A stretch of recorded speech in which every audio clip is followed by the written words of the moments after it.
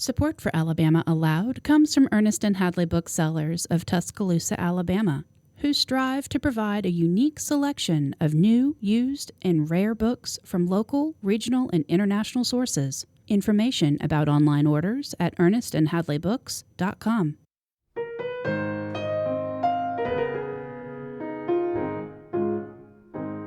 From Troy Public Radio, this is Alabama Aloud. I'm Don Noble. Alabama Aloud is the only podcast where you can hear Alabama stories read in their entirety. Today, as we ring in the holidays, we've got two very special Christmas stories. A Luckless Santa Claus by F. Scott Fitzgerald, written when he was only 16 years old, and One Christmas by Truman Capote.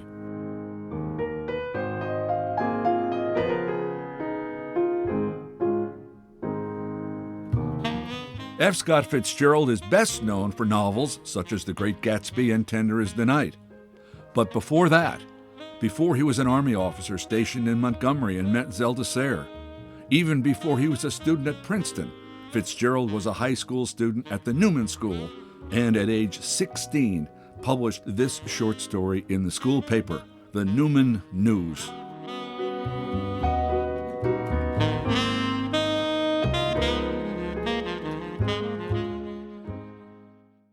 Miss Harmon was responsible for the whole thing. If it had not been for her foolish whim, Talbot would not have made a fool of himself. But I'm getting ahead of my story. It was Christmas Eve. Salvation Army Santa Clauses with highly colored noses proclaimed it as they beat upon rickety paper chimneys with tin spoons. Package-laden old bachelors forgot to worry about how many slippers and dressing gowns they would have to thank people for the next day, and joined in the general air of excitement that pervaded busy Manhattan. In the parlor of a house situated on a dimly lighted residence street somewhere east of Broadway sat the lady who, as I have said before, started the whole business. She was holding a conversation, half frivolous, half sentimental, with a faultlessly dressed young man who sat with her on the sofa. All of this was quite right and proper, however, for they were engaged to be married in June. "Harry Talbot," said Dorothy Harmon, as she rose and stood laughing at the merry young gentleman beside her, "if you aren't the most ridiculous boy I ever met, I'll eat that terrible box of candy you bought me last week." "Dorothy," reproved the young man, "you should receive gifts in the spirit in which they are given. That box of candy cost me much of my hard-earned money." "Your hard-earned money, indeed," scoffed Dorothy. "You know very well that you never earned a cent in your life. Golf and dancing, that is the sum total of your occupations. Why, you can't even spend money, much less earn it." "My dear Dorothy, I succeeded in running up some very choice bills last month, as you will find if you consult my father." "That's not spending your money. That's wasting it. Why, I don't think you could give away $25 in the right way to save your life." "But why on earth," remonstrated Harry, "should I want to give away $25? "Because," explained Dorothy, "that would be real charity. It's nothing to charge a desk to your father and have it sent to me, but to give money to people you don't know is something." "Why, any old fellow can give away money," protested Harry. "Then," exclaimed Dorothy, "we'll see if you can. I don't believe that you could give $25 in the course of an evening if you tried." "Indeed, I could." "Then try it." And Dorothy, dashing into the hall, took down his coat and hat and placed them in his reluctant hands. "It is now 8:30. You be here by 10 o'clock. But, gasped Harry. Dorothy was edging him towards the door. "How much money have you?" she demanded. Harry gloomily put his hand in his pocket and counted out a handful of bills. Exactly $25.05. "Very well. Now listen. These are the conditions. You go out and give this money to anybody you care to, whom you have never seen before. Don't give more than $2 to any one person. And be back here by 10 o'clock with no more than 5 cents in your pocket." "But," declared Harry, still backing towards the door, I want my $25. Harry, said Dorothy sweetly, I am surprised. And with that she slammed the door in his face. I insist, muttered Harry. This is a most unusual proceeding. He walked down the steps and hesitated. Now, he thought, where shall I go? He considered a moment and finally started off toward Broadway. He had gone about half a block when he saw a gentleman in a top hat approaching. Harry hesitated. Then he made up his mind, and stepping towards the man, emitted what he intended for a pleasant laugh, but what sounded more like a gurgle, and loudly vociferated, Merry Christmas, friend! The same to you, answered he of the top hat, and would have passed on, but Harry was not to be denied. My good fellow, he cleared his throat, would you like me to give you a little money? What? Yelled the man. You might need some money, you don't know, to buy the children a rag doll, he finished brilliantly. The next moment his hat went sailing into the gutter, and when he picked it up, the man was far away. There's 5 minutes wasted, muttered Harry, as full of wrath towards Dorothy, he strode along his way. He decided to try a different method with the next people he met. He would express himself more politely. A couple approached him, a young lady and her escort. Harry halted directly in their path, and taking off his hat, addressed them. As it is Christmas, you know, and everybody gives away articles, why, give him $1, Billy, and let's go on, said the young lady. Billy obediently thrust $1 into Harry's hand, and at that moment the girl gave a cry of surprise. Why, it's Harry Talbot, she exclaimed, begging. But Harry heard no more. When he realized that he knew the girl, he turned and sped like an arrow up the street, cursing his foolhardiness in taking up the affair at all. He reached Broadway and started slowly down the gaily lighted thoroughfare, intending to give money to the street Arabs he met. All around him was the bustle of preparation. Everywhere swarmed people, happy in the pleasant concert of their own generosity. Harry felt strangely out of place as he wandered aimlessly along. He was used to being catered to and bowed before, but here no one spoke to him, and one or two even had the audacity to smile at him and wish him a Merry Christmas. He nervously accosted a passing boy. I say, little boy, I'm going to give you some money.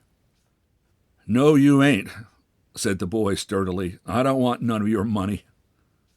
Rather abashed, Harry continued down the street. He tried to present 50 cents to an inebriated man, but a policeman tapped him on the shoulder and told him to move on. He drew up beside a ragged individual and quietly whispered, Do you wish some money? I'm on, said the tramp. What's the job? Oh, there's no job, Harry reassured him. Trying to kid me, eh? Growled the tramp resentfully. Well, get somebody else. And he slunk off into the crowd. Next, Harry tried to squeeze 10 cents into the hand of a passing bellboy, but the youth pulled open his coat and displayed a sign, No tipping. With the air of a thief, Harry approached an Italian bootblack and cautiously deposited 10 cents in his hand. At a safe distance, he saw the boy wonderingly pocket the dime and congratulated himself. He had but $24.90 yet to give away. His last success gave him a plan. He stopped at a newsstand where, in full sight of the vendor, he dropped a $2 bill and sped away in the crowd. After several minutes' hard running, he came to a walk amidst the curious glances of the bundle-laden passers-by, and was mentally patting himself on the back when he heard quick breathing behind him, and the very newsie he had just left thrust into his hand the $2 bill and was off like a flash. The perspiration streamed from Harry's forehead, and he trudged along despondently. He got rid of 25 cents, however, by dropping it into a children's aid slot. He tried to get 50 cents in, but it was a small slot. His first large sum was $2 to a Salvation Army Santa Claus, and after this he kept a sharp lookout for them, but it was past their closing time, and he saw no more of them on his journey. He was now crossing Union Square, and after another half-hour's patient work, he found himself with only $15 left to give away. A wet snow was falling, which turned to slush as it touched the pavements, and the light dancing pumps he wore were drenched, the water oozing out of his shoe with every step he took. He reached Cooper Square and turned into the Bowery. The number of people on the streets was fast thinning, and all around him shops were closing up and their occupants going home. Some boys jeered at him, but turning up his collar, he plodded on. In his ears rang the saying, mockingly yet kindly, "It is more blessed to give than to receive." He turned up 3rd Avenue and counted his remaining money.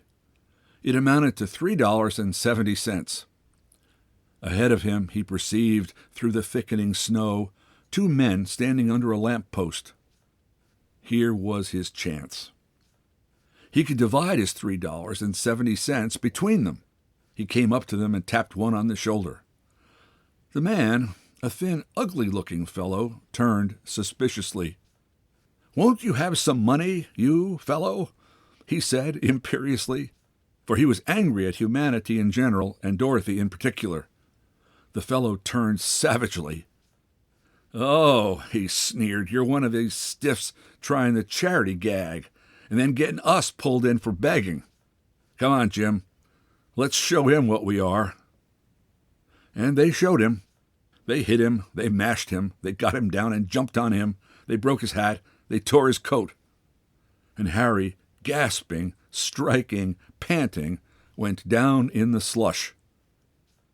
He thought of the people who had that very night wished him a Merry Christmas. He was certainly having it. Miss Dorothy Harmon closed her book with a snap.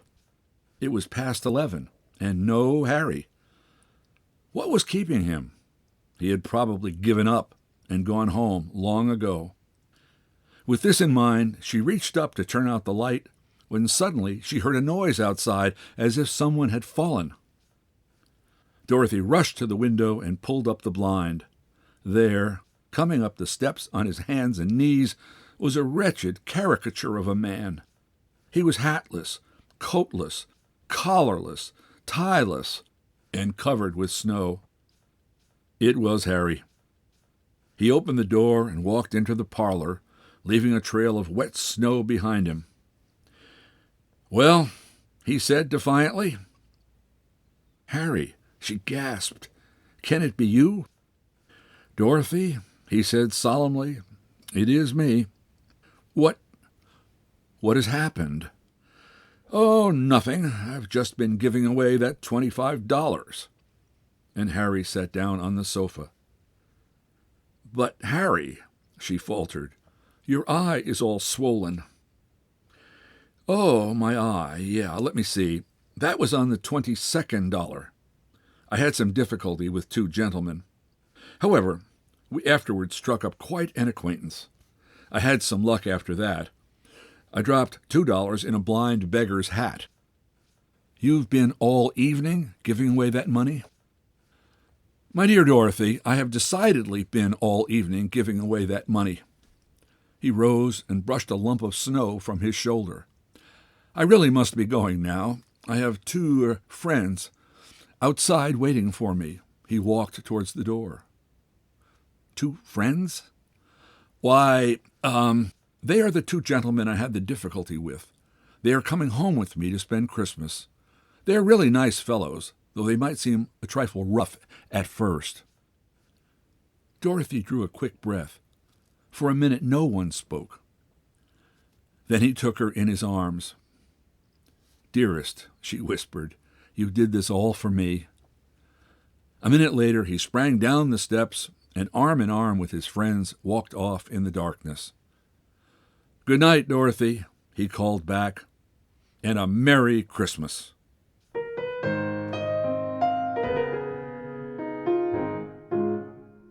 The story, A Luckless Santa Claus, was first published in Newman News, December 24, 1912, and is read here by permission of the Matthew J. and Arlyn Bruccoli collection of F. Scott Fitzgerald, Irvin Department of Rare Books and Special Collections, University of South Carolina Libraries. Truman Capote, as all the world knows, was partly raised in Monroeville and set many stories there. The most famous of his Christmas stories is surely A Christmas Memory, in which he and his cousin Zook prepare fruitcakes. Just as touching, if less well known, is this story, One Christmas, in which a young Truman visits his father at Christmas in New Orleans.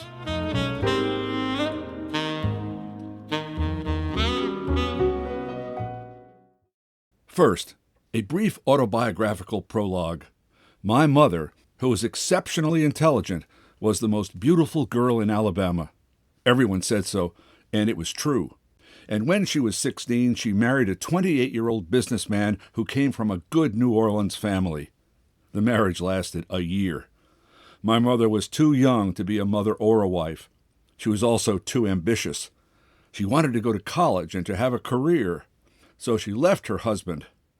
And as for what to do with me, she deposited me in the care of her large Alabama family. Over the years, I seldom saw either of my parents. My father was occupied in New Orleans, and my mother, after graduating from college, was making a success of herself in New York. So far as I was concerned, this was not an unpleasant situation. I was happy where I was. I had many kindly relatives, aunts and uncles and cousins, particularly one cousin, an elderly, white-haired, slightly crippled woman named Sook, Miss Sook Falk. I had other friends, but she was by far my best friend. It was Sook who told me about Santa Claus, his flowing beard, his red suit, his jangling, present-filled sled, and I believed her, just as I believed that everything was God's will, or the Lord's, as Sook always called him. If I stubbed my toe, or fell off a horse, or caught a good-sized fish at the creek, well, good or bad, it was all the Lord's will. And that was what Sook said when she received the frightening news from New Orleans. My father wanted me to travel there to spend Christmas with him. I cried. I didn't want to go. I'd never left this small, isolated Alabama town, surrounded by forests and farms and rivers. I'd never gone to sleep without Sook combing her fingers through my hair and kissing me good night. Then, too, I was afraid of strangers, and my father was a stranger. I had seen him several times, but the memory was a haze. I had no idea what he was like. But, as Sook said, it's the Lord's will. And who knows, buddy? Maybe you'll see snow. Snow! Until I could read myself, Sook read me many stories, and it seemed a lot of snow was in almost all of them. Drifting, dazzling fairy tale flakes. It was something I dreamed about, something magical and mysterious that I wanted to see and feel and touch. Of course I never had, and neither had Sook. How could we, living in a hot place like Alabama? I don't know why she thought I would see snow in New Orleans, for New Orleans is even hotter. Never mind. She was just trying to give me courage to make the trip. I had a new suit. It had a card pinned to the lapel with my name and address. That was in case I got lost. You see, I had to make the trip alone, by bus. Well, everybody thought I'd be safe with my tag. Everybody but me. I was scared to death and angry, furious at my father, this stranger, who was forcing me to leave home and be away from Sook at Christmas time. It was a 400-mile trip, something like that. My first stop was in Mobile. I changed buses there and rode along forever and forever through swampy lands and along sea coasts until we arrived in a loud city tinkling with trolley cars and packed with dangerous, foreign-looking people. That was New Orleans. And suddenly, as I stepped off the bus, A man swept me in his arms, squeezed the breath out of me. He was laughing, he was crying. A tall, good-looking man, laughing and crying. He said, "Don't you know me? Don't you know your daddy?" I was speechless. I didn't say a word until at last, while we were riding along in a taxi, I asked, "Where is it?" "Our house? It's not far." "Not the house. The snow." "What snow?" "I thought there would be a lot of snow."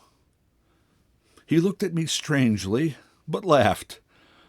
"There never has been any snow in New Orleans. Not that I heard of. But listen, hear that thunder? It's sure going to rain." I don't know what scared me most, the thunder, the sizzling zigzags of lightning that followed it, or my father. That night, when I went to bed, it was still raining. I said my prayers and prayed that I would soon be home with Sook. I didn't know how I could ever go to sleep without Sook to kiss me good night. The fact was, I couldn't go to sleep. So I began to wonder what Santa Claus would bring me. I wanted a pearl-handled knife, and a big set of jigsaw puzzles, a cowboy hat with matching lasso, and a BB rifle to shoot sparrows. Years later, when I did have a BB gun, I shot a mockingbird and a bobwhite, and I can never forget the regret I felt, the grief. I never killed another thing, and every fish I caught I threw back into the water. And I wanted a box of crayons, and most of all, a radio. But I knew that was impossible. I didn't know 10 people who had radios.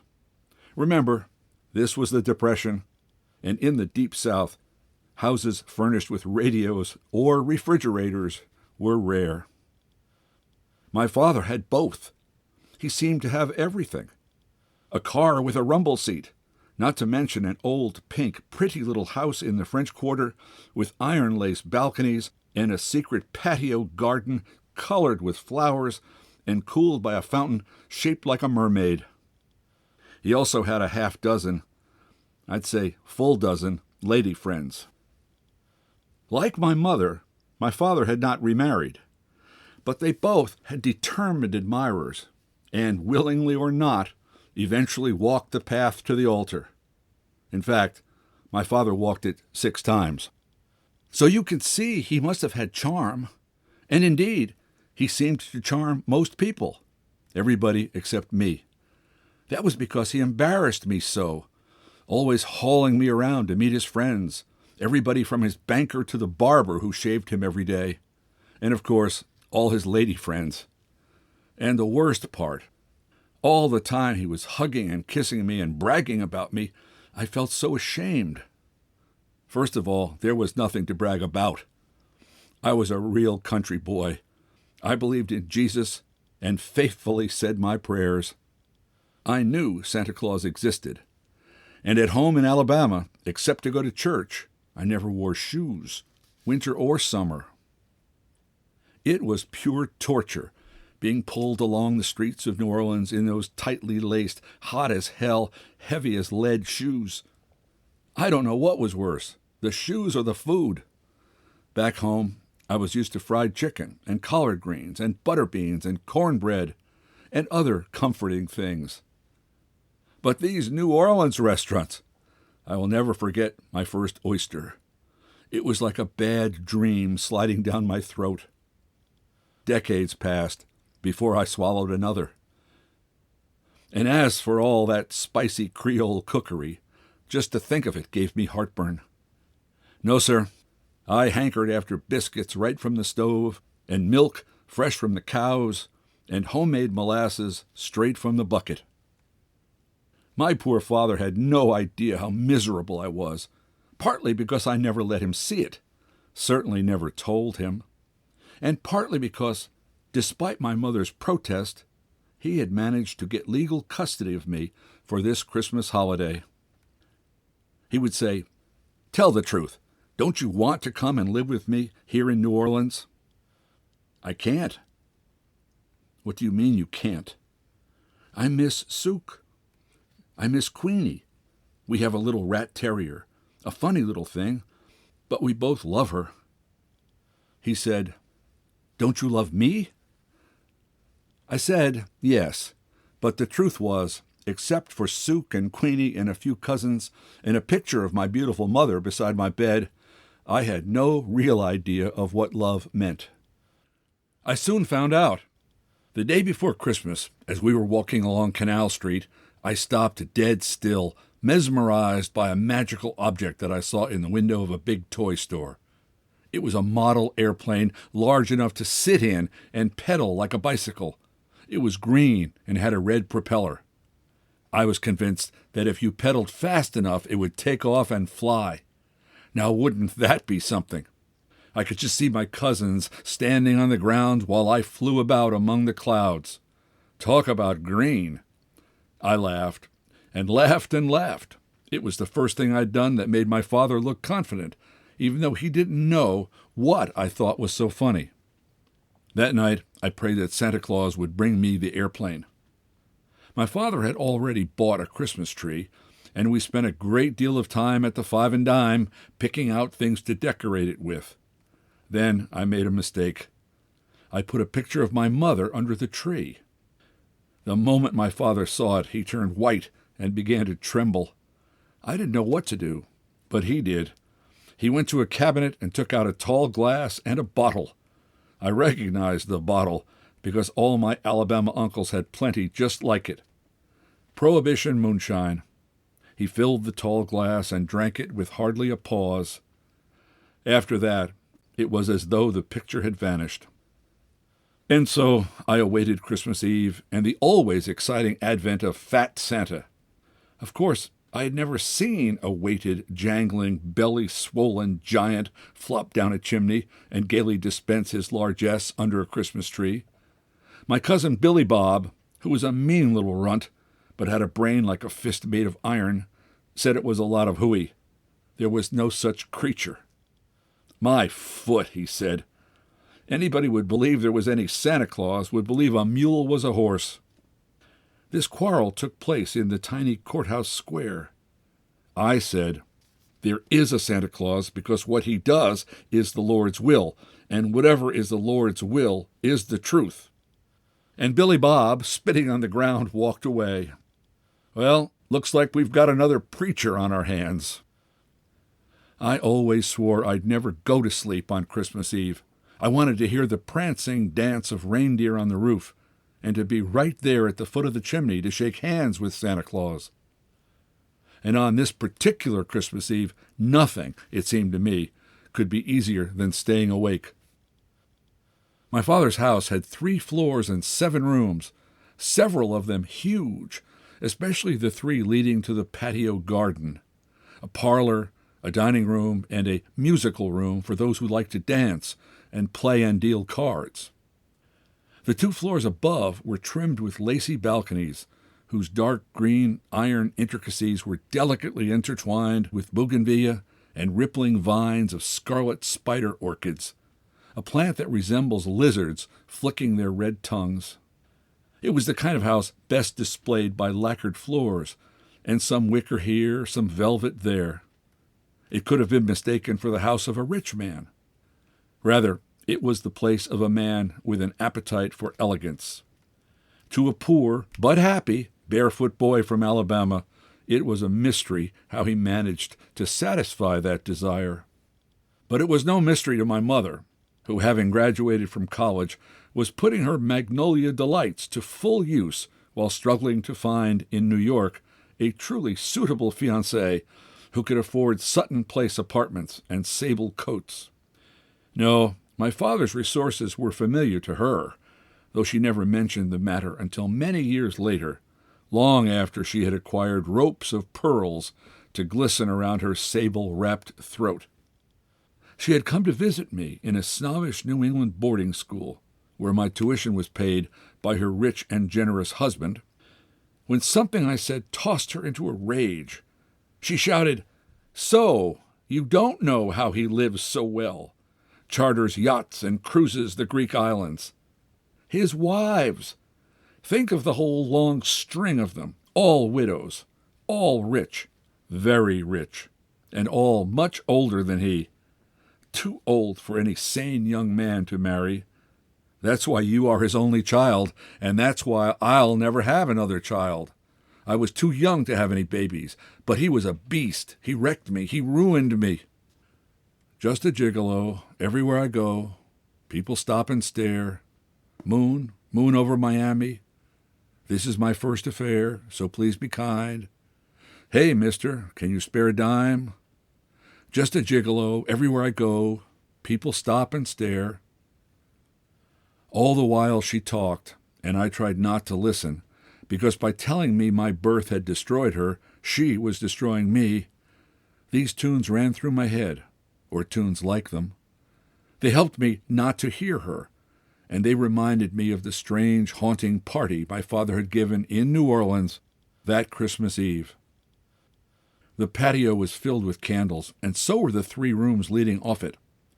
Most of the guests were gathered in the parlor, where a subdued fire in the fireplace made the Christmas tree glitter. But many others were dancing in the music room and the patio to music from a wind-up Victrola. After I had been introduced to the guests and been made much of, I had been sent upstairs. But from the terrace outside my French-shuttered bedroom door, I could watch all the party, see all the couples dancing. I watched my father waltz a graceful lady around the pool that surrounded the mermaid fountain. She was graceful, and dressed in a wispy silver dress that shimmered in the candlelight. But she was old, at least 10 years older than my father, who was then 35. I suddenly realized my father was by far the youngest person at his party. None of the ladies, charming as they were any younger than the willowy waltzer in the floating silver dress. It was the same with the men, so many of whom were smoking sweet-smelling Havana cigars. More than half of them were old enough to be my father's father. Then I saw something that made me blink. My father and his agile partner had danced themselves into a niche shadowed by scarlet spider orchids, and they were embracing, kissing. I was so startled. I was so irate. I ran into my bedroom, jumped into bed, and pulled the covers over my head. What would my nice-looking young father want with an old woman like that? And why didn't all those people downstairs go home so Santa Claus could come? I lay awake for hours listening to them leave, and when my father said goodbye for the last time, I heard him climb the stairs and open my door to peek at me, but I pretended to be asleep. Several things occurred that kept me awake the whole night. First, the footfalls, the noise of my father running up and down the stairs, breathing heavily. I had to see what he was up to, so I hid on the balcony among the bougainvillea. From there, I had a complete view of the parlor and the Christmas tree and the fireplace where a fire still palely burned. Moreover, I could see my father. He was crawling around under the tree, arranging a pyramid of packages, wrapped in purple paper and red and gold and white and blue. They rustled as he moved them about. I felt dizzy, for what I saw forced me to reconsider everything. If these were presents intended for me, then obviously they had not been ordered by the Lord and delivered by Santa Claus. No, they were gifts bought and wrapped by my father, which meant that my rotten little cousin Billy Bob and the other rotten kids like him weren't lying when they taunted me and told me there was no Santa Claus. The worst thought was, had Sook known the truth and lied to me? No, Sook would never lie to me. She believed. It was just that, well, though she was 60-something, in some ways she was at least as much of a child as I was. I watched until my father had finished his chores and blown out the few candles that still burned. I waited until I was sure he was in bed and sound asleep. Then I crept downstairs to the parlor, which still reeked of gardenias and Havana cigars. I sat there thinking, now I will have to be the one to tell Sook the truth. And anger, a weird malice, was spiraling inside me. It was not directed toward my father, although he turned out to be its victim. When the dawn came, I examined the tags attached to each of the packages. They all said, "For Buddy." All but one, which said, "For Evangeline." Evangeline was an elderly colored woman who drank Coca-Cola all day and weighed 300 pounds. She was my father's housekeeper. She also mothered him. I decided to open the packages. It was Christmas morning. I was awake, so why not? I won't bother to describe what was inside them, just shirts and sweaters and dull stuff like that. The only thing I appreciated was a quite snazzy cap pistol. Somehow I got the idea it would be fun to waken my father by firing it. So I did. Bang, bang, bang. He raced out of his room wild-eyed. Bang, bang, bang. "Buddy, what the hell do you think you're doing?" Bang, bang, bang. "Stop that!" I laughed. "Look, Daddy, look at all the wonderful things Santa Claus brought me." Calm now, he walked into the parlor and hugged me. "You like what Santa Claus brought you?" I smiled at him. He smiled at me.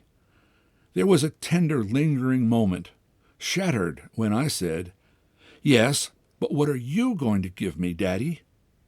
His smile evaporated. His eyes narrowed suspiciously. You could see that he thought I was pulling some kind of stunt. But then he blushed, as though he was ashamed to be thinking what he was thinking. He patted my head and coughed and said, "Well, I thought I'd wait and let you pick out something you wanted. Is there anything particular you want?" I reminded him of the airplane we had seen in the toy store on Canal Street. His face sagged. Oh, yes, he remembered the airplane and how expensive it was. Nevertheless, the next day I was sitting in that airplane dreaming I was zooming toward heaven while my father wrote out a check for a happy salesman.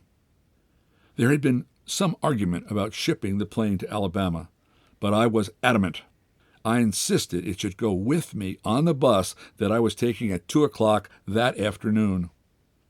The salesman settled it by calling the bus company, who said they could handle the matter easily. But I wasn't free of New Orleans yet. The problem was a large silver flask of moonshine. Maybe it was because of my departure, but anyway, my father had been swilling it all day, and on the way to the bus station he scared me by grabbing my wrist and harshly whispering, "I'm not going to let you go. I can't let you go back to that crazy family in that crazy old house. Just look at what they've done to you. A boy, 6, almost 7, talking about Santa Claus.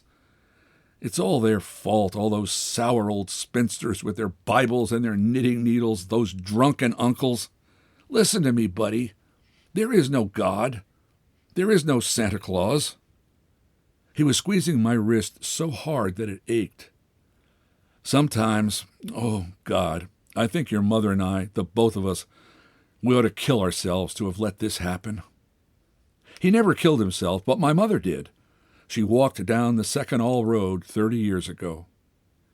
"Kiss me, please, please, kiss me. Tell your daddy that you love him." But I couldn't speak. I was terrified I was going to miss my bus. And I was worried about my plane, which was strapped to the top of the taxi. "Say it. I love you. Say it. Please, buddy, say it." It was lucky for me that our taxi driver was a good-hearted man, because if it hadn't been for his help, and the help of some efficient porters and a friendly policeman, I don't know what would have happened when we reached the station. My father was so wobbly he could hardly walk, but the policeman talked to him, quieted him down, helped him to stand straight, and the taxi man promised to take him safely home. But my father would not leave until he had seen the porters put me on the bus. Once I was on the bus, I crouched in a seat and shut my eyes. I felt the strangest pain, a crushing pain that hurt everywhere. I thought if I took off my heavy city shoes, those crucifying monsters, the agony would ease. I took them off, but the mysterious pain did not leave me. In a way, it never has, never will. 12 hours later, I was home in bed. The room was dark. Suk was sitting beside me, rocking in a rocking chair, a sound as soothing as ocean waves. I had tried to tell her everything that had happened, and only stopped when I was hoarse as a howling dog. She stroked her fingers through my hair and said, "Of course there is a Santa Claus. It's just that no single somebody could do all that he has to do. So the Lord has spread the task among us all. That's why everybody is Santa Claus. I am, you are, even your cousin Billy Bob. Now go to sleep. Count stars. Think of the quietest thing, like snow. I'm sorry you didn't get to see any. But now snow is falling through the stars." Stars sparkled. Snow whirled inside my head. The last thing I remembered was the peaceful voice of the Lord telling me something I must do. And the next day I did it. I went with Suk to the post office and bought a penny postcard. That same postcard exists today. It was found in my father's safety deposit box when he died last year. Here is what I had written him.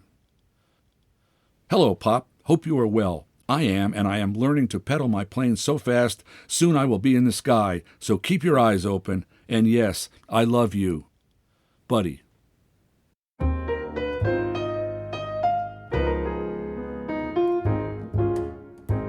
The story, One Christmas, was first published by Random House in October 1983 and is read here by permission of the Truman Capote Literary Trust.